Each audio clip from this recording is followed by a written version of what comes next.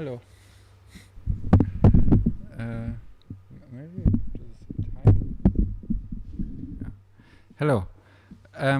Yeah, my talk is going to be about STARTTLS. This is some research I've been doing with some people from the Fachhochschule Münster, together with Damian Podebniak, Fabian Ising, and Sebastian Schinzel.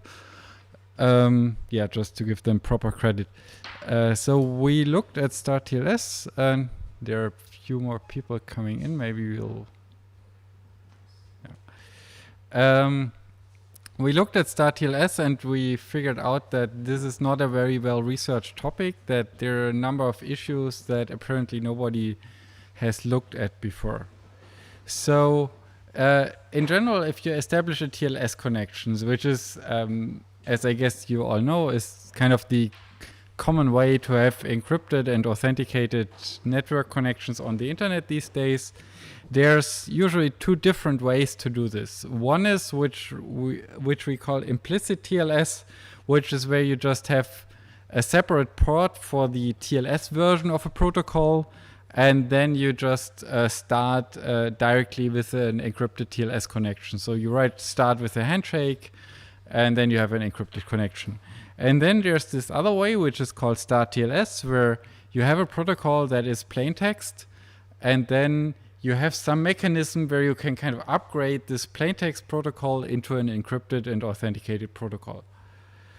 And in the web, we only use this normal implicit TLS mode where we have HTTPS, which is on a separate port, which is port 443.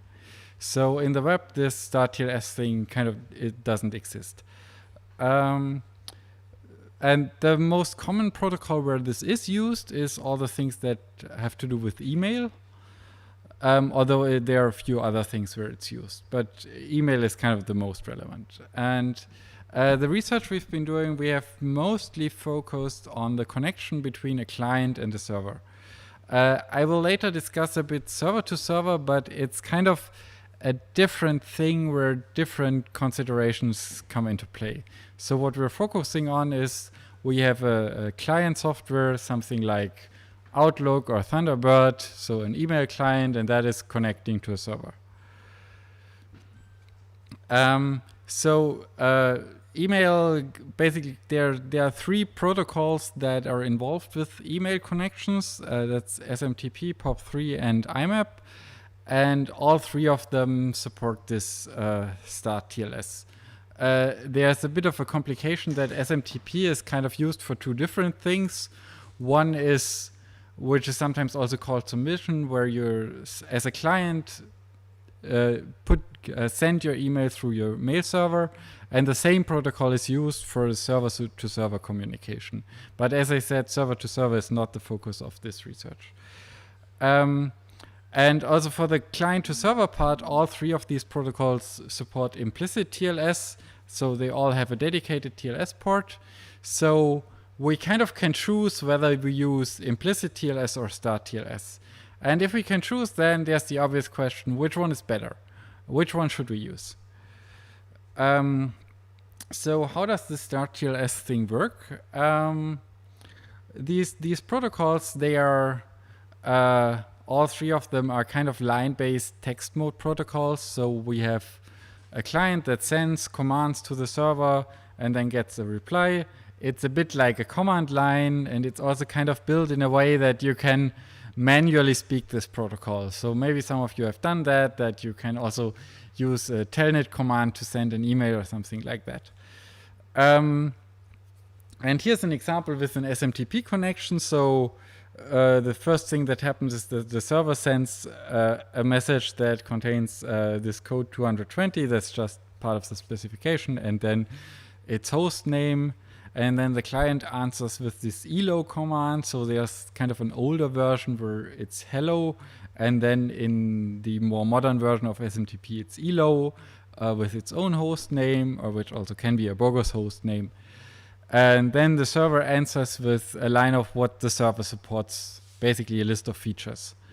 And what you can see here, that in this list of features, there's this STARTTLS, which means, okay, the server just told us it supports this STARTTLS command.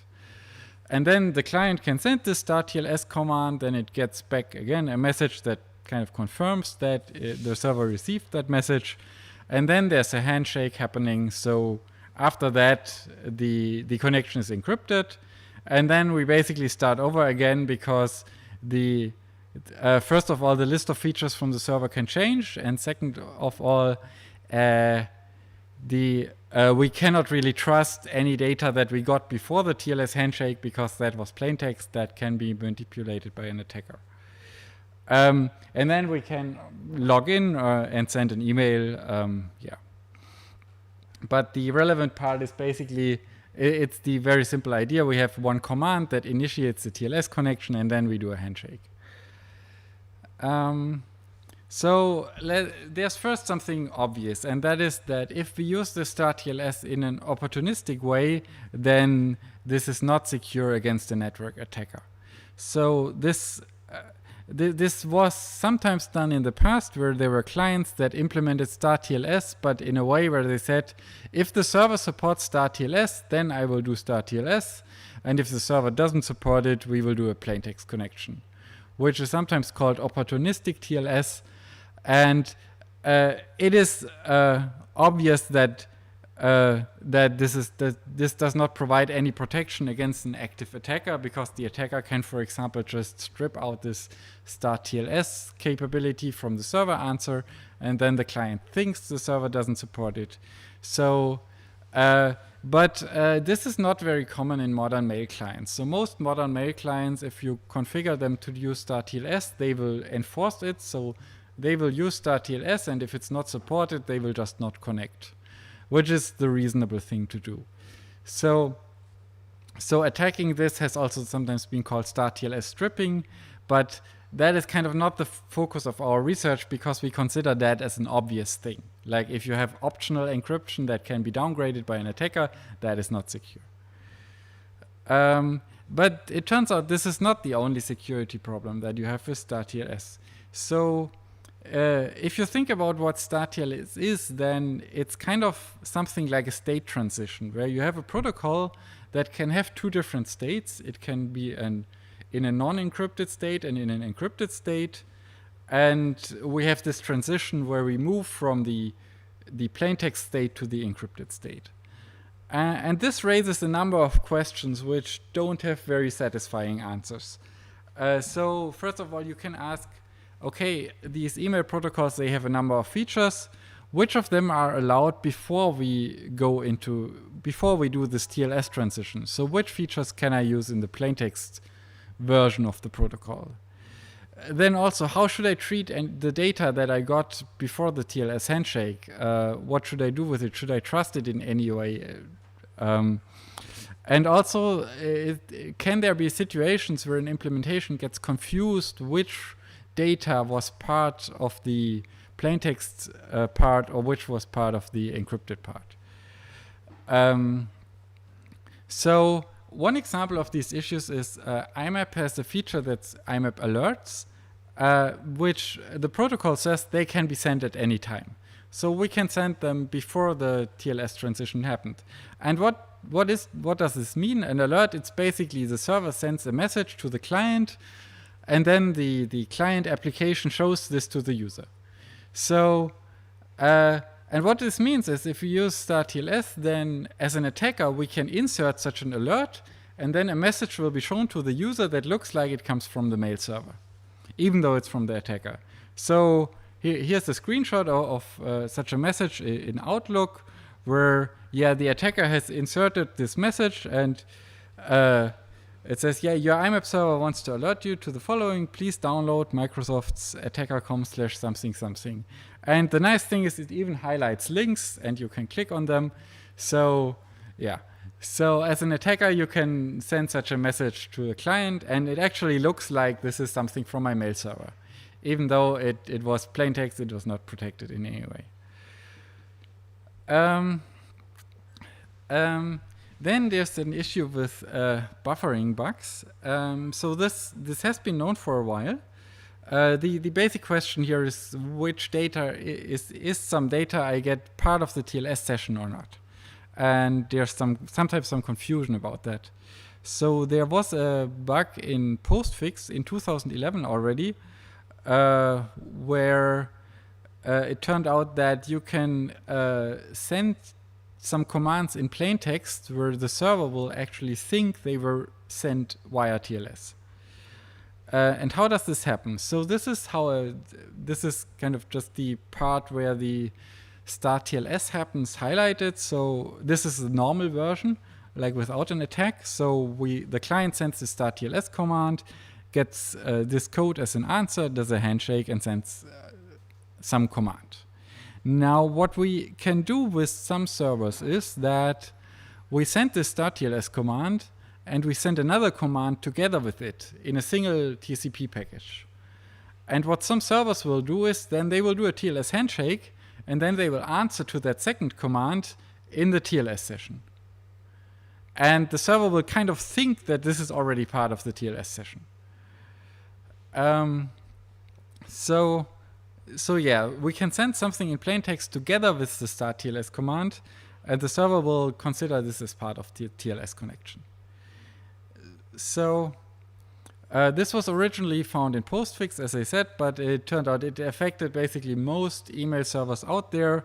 There were similar vulnerabilities in Cyrus, Courier, Qmail, and various proprietary email stacks. So there's an advisory from the US CERT, and it contains a very long list of vulnerable servers. Now, how can we attack this? So one issue with this was that the Postfix developers described this bug in 2011, but they didn't really describe how to attack it.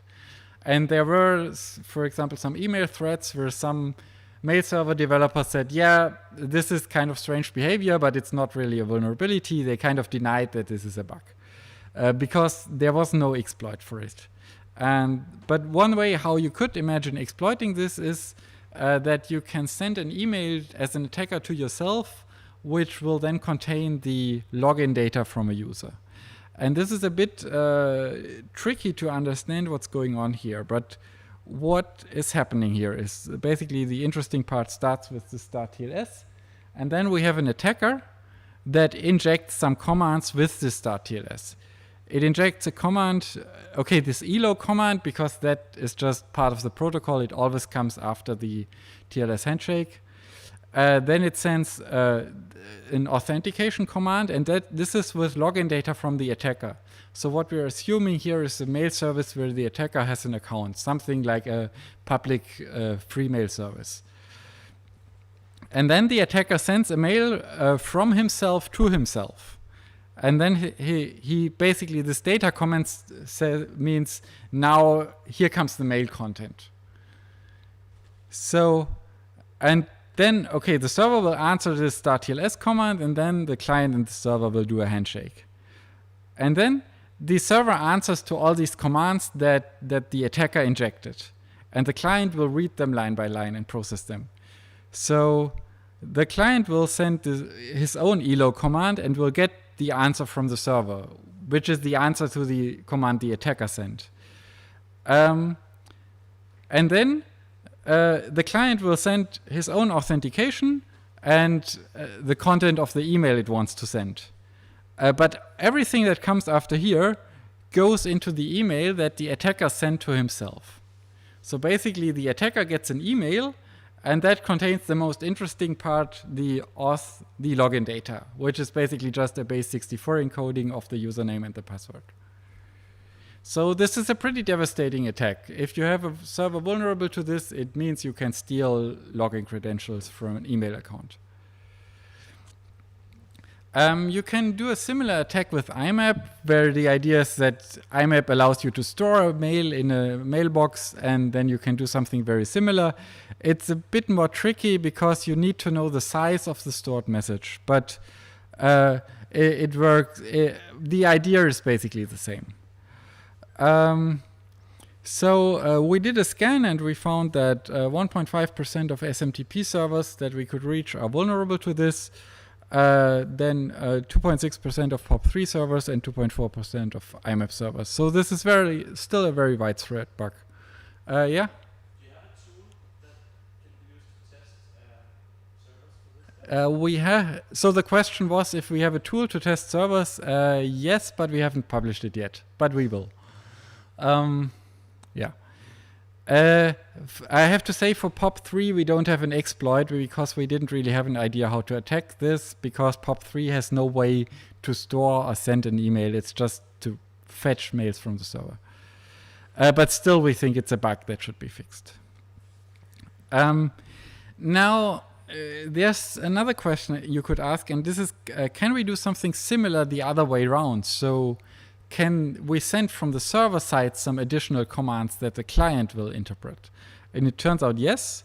So looking at this transition again, if the client sends the STARTTLS command and the server answers with this 220, okay, and then with something else, then the client will interpret this something else as part of the TLS connection.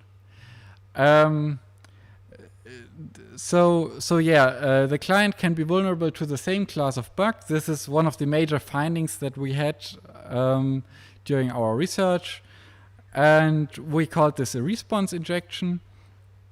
This can be used, for example, to spoof mailbox content.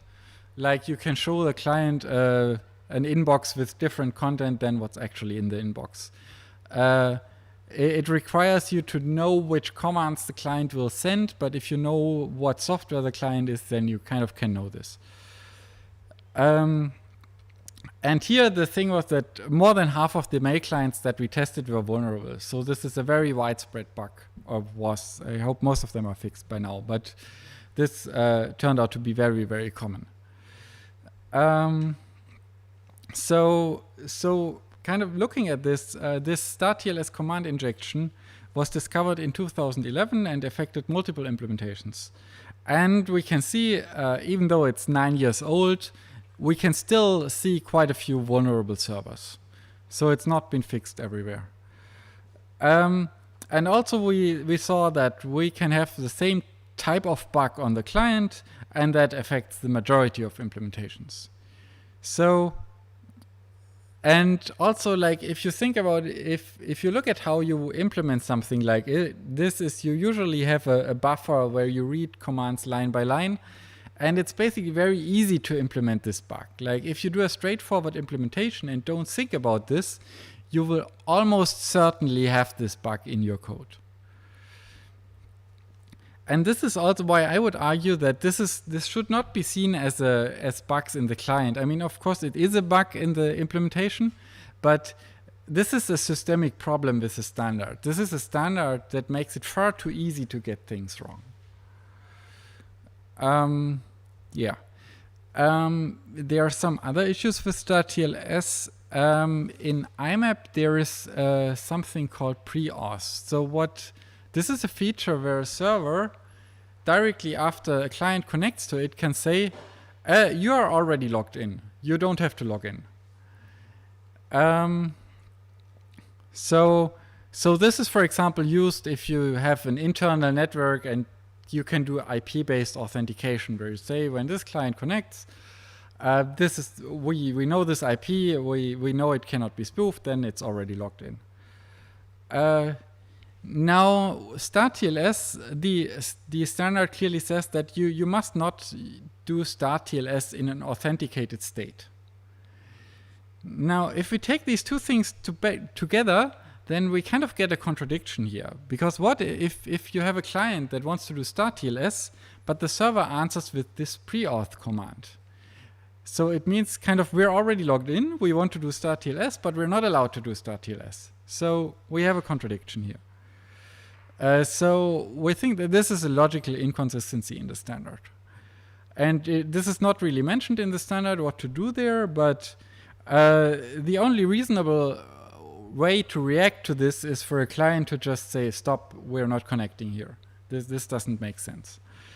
But as you imagine, this is not what all the clients do. Like some clients, if you do a pre-auth connection, this is basically a way to prevent the STARTTLS transition from happening. So as an attacker, you can also send this pre-auth command, and that basically means you prevent the client from starting the encryption.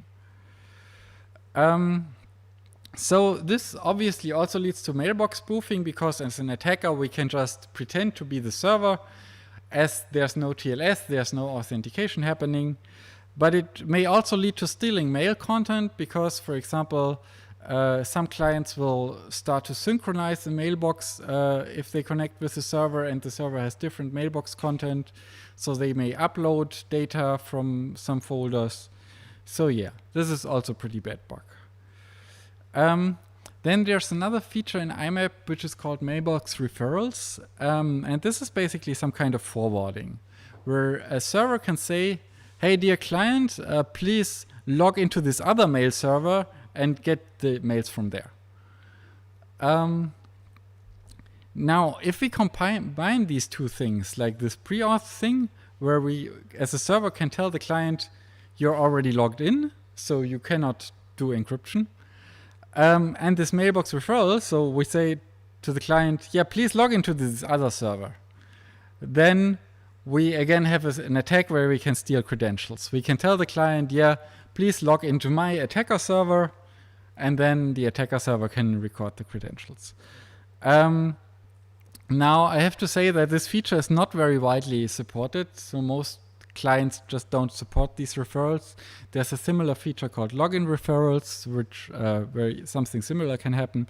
And we only found one client where we could perform this attack, which was Alpine, which is a text mode-based email client. But still, I mean, I think the interesting thing is that there are features in Imap that don't play well with STARTTLS, and it seems this is not very well thought of. Yeah, so to summarize what we had until now, yeah, STARTTLS has a systemic problem with buffering bugs, both on the server and the client sides, and these are very, very common. We have several features in Imap that are problematic or outright insecure if we combine them with STARTTLS. And also, STARTTLS doesn't really have any security advantage. If we use normal implicit TLS, that is, it has all the security benefits without these downsides. So yeah, our conclusion is pretty clear here. We recommend just to not use STARTTLS in mail client connections. So if you have a mail client that supports both, then you should configure it to not use STARTTLS, but to use the implicit TLS port. If you have a server, of course, you should support the implicit TLS ports. And if you can, just disable the STARTTLS support. And I say if you can, because I know if you have a mail server that has a lot of existing users and they may have different configurations, then it may not be easy to switch something off, which will break half of your user base. But for example, if you set up a new mail server, this could be a good idea to just not support STARTTLS right from the beginning. Then we have this special case, which is the server-to-server connections, or MTA to MTA. MTA is just kind of a fancy acronym for mail server. It's good for mail transfer agent. The situation there is a bit different. So for one, there's just currently no specified way to use implicit TLS connection for server-to-server situation. So we cannot just say don't use STARTTLS because we don't have an encrypted alternative. And also, traditionally, the STARTTLS in server-to-server connections was used in an opportunistic way. So there's usually no certificate validation, and we don't have an expectation here that it protects against an active attacker. It was usually used as something, yeah, we will encrypt if we can, but if not, then we will send the email unencrypted. However, this is slowly changing. So there are two mechanisms to try to secure these server-to-server connections in a better way. One of them is called DANE, it's based on DNSSEC, and the other is called MTA STS, which is kind of like a trust on first use kind of mechanism. I'm not going to discuss these in detail, that would be a separate talk. But just there is effort on the way to provide better security for these server-to-server connections. And then this starts to matter. Now, establishing an implicit TLS mode for these server-to-server connections, this would be challenging. Like, we would have to change standards that are very well established and that have not been changed a lot at all. So I don't see that happening anytime soon, that we will have a new way to do these server-to-server connections. So we'll probably have to live with STARTTLS in this situation. But this is something to keep in mind. Like if we want to secure these connections with MTA STS or with DANE, then we need to make sure that we don't have these buffering bugs. Like these, because these buffering bugs could be used to undermine the efforts to secure these server-to-server connections. And yeah. Then STARTTLS is also used in other protocols like XMPP, FTP, Managed Thief, which is some kind of mail filtering thing. LDAP, MySQL has something which is not called STARTTLS, but it's the same idea, or NNTP, and a lot of other protocols. We have not looked at these, but I think it's obvious that similar bugs to the ones we described can be found in other protocols. We can imagine similar attacks. So this is something that there's a lot of potential for further research here, like just looking at STARTTLS in the context of other protocols. But still, our general recommendation, if you can choose between STARTTLS and an implicit TLS connection, which, for example, you can in XMPP, then you should use the implicit TLS connection. But it's a very mixed situation. Like there are some protocols that have their own ports, some don't. Yeah, if you don't have implicit port, then of course you must use STARTTLS.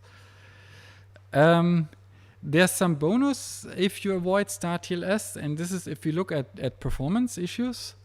If you have ever tried to send an email when you have a bad internet connection, like you're on a mobile connection, maybe in Germany, because mobile connections in Germany are notoriously bad. It's not like in Denmark. Then you would like to have that faster, because then your chances are just higher that it works. And I find this interesting because like a lot of effort has been put into reducing round trips in TLS, that you need fewer back and forth connections to establish a TLS connection. But it seems nobody has looked at how we could improve email protocols to have fewer round trips.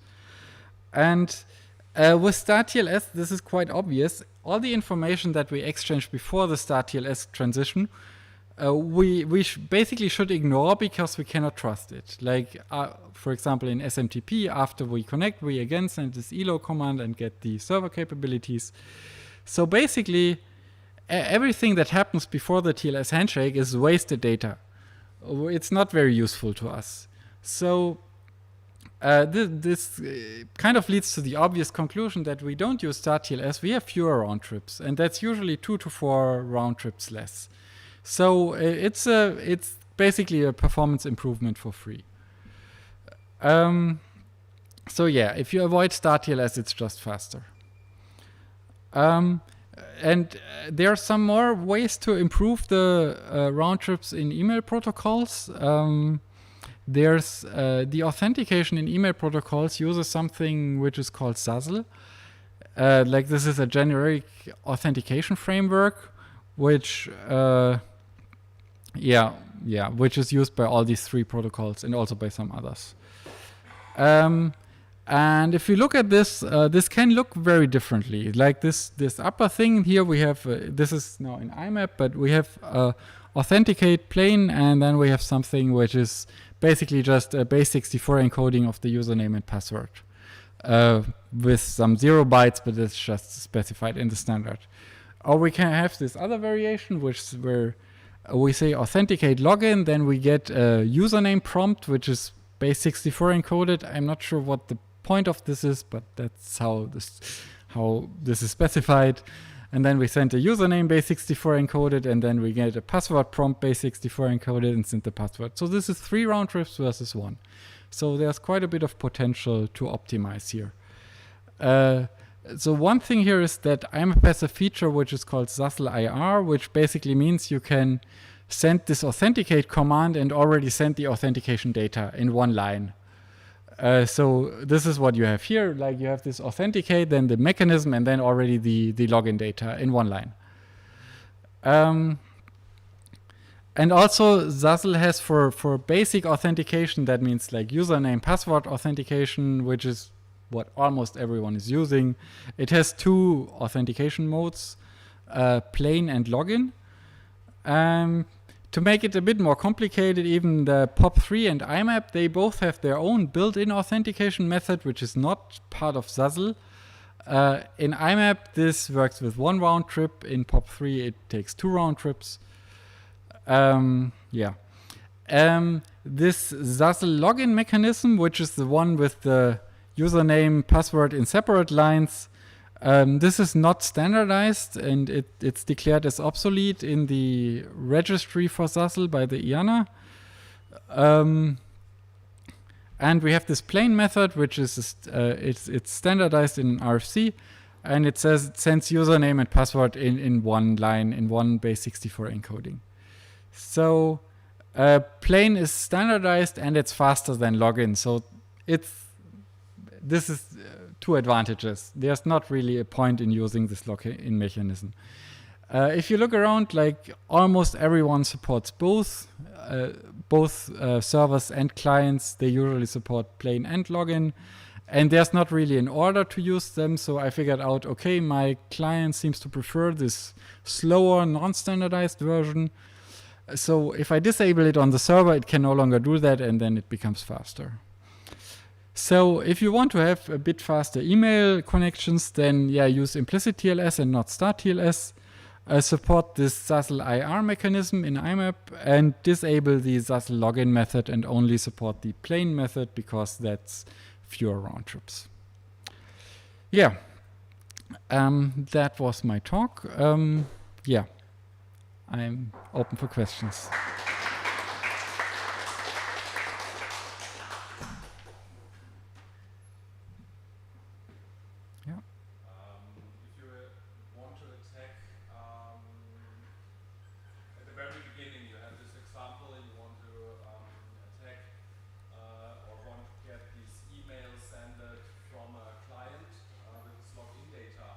Timing done?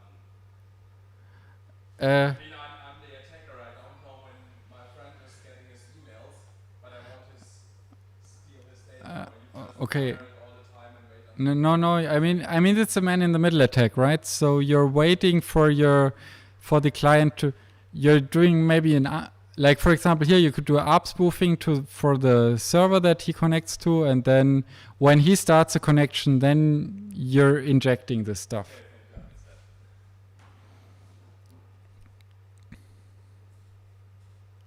It feels a bit similar to the TLS 1.3 attacks when you're sending stuff before you really have. So you're referring to the 0 RTT thing? Yes. Right. I don't really see the similarity, but so his question was if there's similar, that he says it feels similar to the TLS 1.30 RTT things.